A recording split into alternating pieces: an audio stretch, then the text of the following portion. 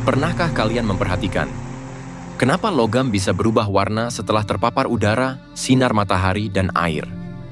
Itu bukan sihir, itu reaksi kimia. Saat air terpapar sinar matahari di dalam wadah logam seperti besi atau tembaga, sebagian kecil unsur logam bisa larut ke dalam air. Inilah yang disebut dengan ion logam, zat mikroskopis yang tak kasat mata yang bisa masuk ke tubuh lewat kulit.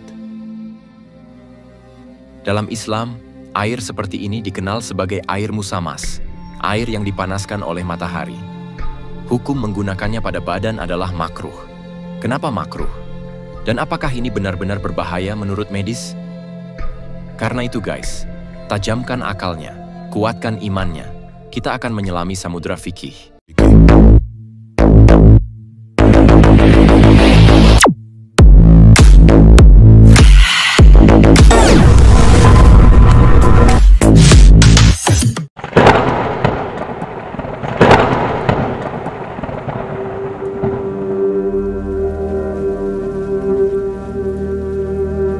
Seringkali kita melihat penampung air di sekitar kita yang terbuat dari plastik, berwarna orange atau biru. Tak jarang kita juga merasakan hangatnya air dari penampung tersebut ketika berwudu untuk melaksanakan sholat duhur. Tentu tidak masalah jika penampung itu terbuat dari plastik. Namun bagaimana jika terbuat dari logam? Apakah berbahaya mengingat logam rentan mengalami reaksi kimia? Dalam Fathul Qorib, pembagian air yang kedua adalah air suci dan menyucikan, namun makruh digunakan pada tubuh. Salah satu contohnya adalah air yang terpapar sinar matahari secara langsung dalam wadah logam, terutama di daerah yang panas. Makruh tersebut karena dikhawatirkan bisa membahayakan tubuh, berdasarkan pengalaman atau pendapat para ahli medis di zaman dahulu. Mereka menyebutkan bahwa air seperti ini bisa menyerap zat-zat dari logam, yang berpotensi menyebabkan penyakit kulit seperti lepra atau judam dan vitiligo atau baros.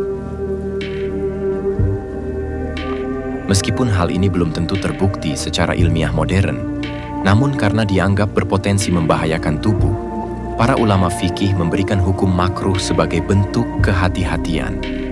Hal ini sesuai dengan kaidah fikih.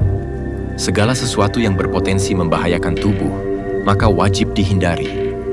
Nah, mengapa hukumnya makruh, bukan haram, padahal wajib dihindari? Itu karena potensi membahayakan pada air musamas ini masih bersifat dugaan. Berbeda dengan racun, atau air yang sudah jelas membahayakan tubuh. Maka haram menggunakannya. Sementara itu, menurut ilmu medis modern, risiko dari air musamas hampir tidak terbukti secara ilmiah. Lepra disebabkan oleh bakteri Mycobacterium leprae, sedangkan vitiligo merupakan gangguan autoimun, bukan akibat paparan logam atau reaksi kimia dalam air. Lalu, kenapa dahulu dihukumi makruh? Karena ihtiyat atau bentuk kehati-hatian, dan juga sebagai penghormatan terhadap pendapat para ahli medis pada masanya. Saat ini, jika secara medis tidak terbukti membahayakan, sebagian ulama membolehkan penggunaan air tersebut tanpa hukum makruh, terutama jika berada di daerah yang tidak panas dan menggunakan wadah non-logam, seperti di Indonesia. WHO menyatakan bahwa lepra disebabkan oleh Mycobacterium leprae dan tidak berkaitan dengan air atau logam. American Academy of Dermatology menjelaskan bahwa vitiligo adalah penyakit autoimun, bukan disebabkan oleh kontak dengan air panas atau logam. United States Environmental Protection Agency yang merupakan badan perlindungan lingkungan Amerika Serikat juga menyatakan bahwa paparan logam seperti tembaga dalam air baru bisa berbahaya jika konsentrasinya tinggi, air bersifat asam, dan berlangsung dalam jangka waktu lama, berbulan-bulan. Secara umum, suhu udara di daerah tropis berkisar antara 25 sampai 32 derajat Celcius. Namun, karena permukaan logam bisa jauh lebih panas saat terkena sinar matahari langsung, suhu air dalam wadah logam bisa naik hingga 40 sampai 50 derajat. Untuk mencapai suhu sekitar 50 derajat, dibutuhkan waktu sekitar 3 sampai 5 jam di bawah sinar matahari langsung. Nah, untuk terjadi reaksi kimia yang signifikan antara air dan logam, dibutuhkan suhu lebih tinggi dari itu, kontak yang cukup lama, serta air yang dibiarkan diam dalam wadah tersebut selama berhari-hari.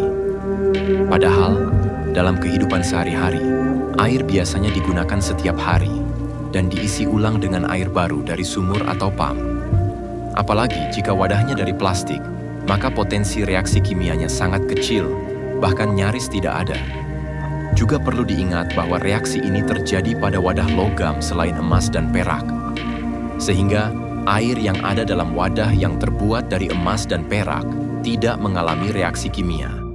Lantas bagaimana pandangan fikih menilai hal tersebut? Apakah diperbolehkan menggunakan wadah yang terbuat dari emas perak?